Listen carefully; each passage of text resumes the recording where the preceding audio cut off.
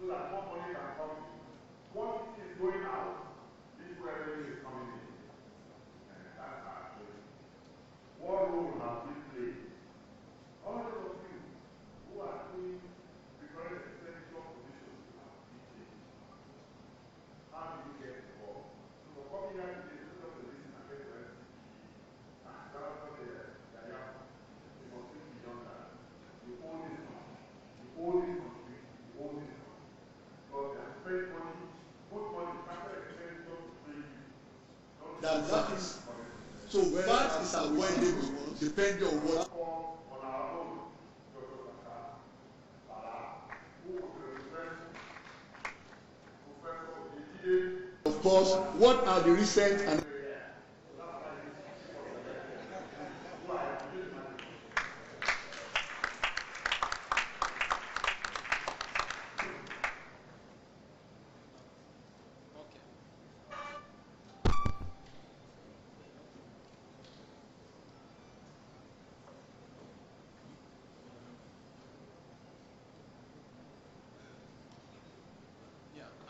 thank you very much. And thank you very much, Chairman. If you wouldn't mind, I would want to stand on existing protocols. And my professional, thank you. From the presentation of the President and the lead speaker, I would just want to add one or two things on what I can best describe as externalities. When you talk about externalities, you're talking about things that are not within your control. I remember we talked about the trade tension between the US and UK. There is also this tension and planned sanction on Iran. That is going to have a serious effect. Brexit is definitely going to have a serious effect. Then on diaspora remittances, I classify it as actually as externality. Nigerians are experiencing what I can best describe as hostilities in diaspora today. And one way or the other, it's going to affect diaspora remittances. And this is the way it will affect it.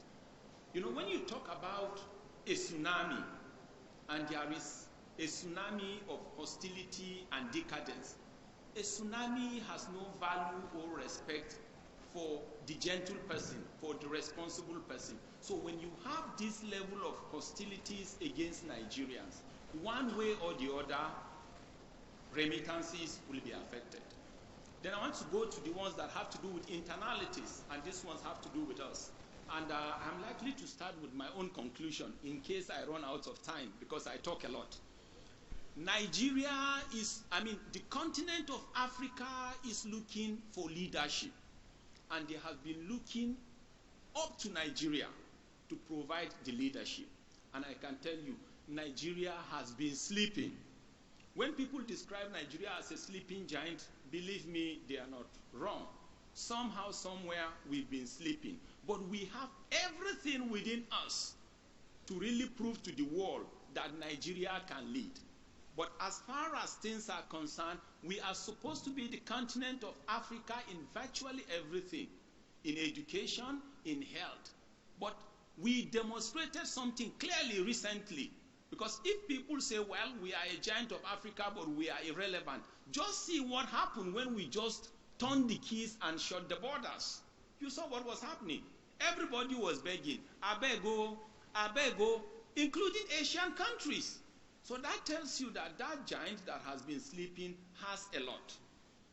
On the African Continental Free Trade Area Agreement, you may not believe it, I granted an interview to a media organization, and I started by saying, as far as I was concerned, Nigeria was not supposed to sign the agreement. Not because we were not supposed to sign it, but we were not ready.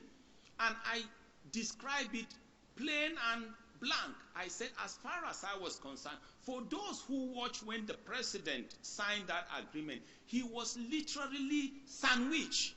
All that happened was those people used what I can best describe as the weapon of hospitality.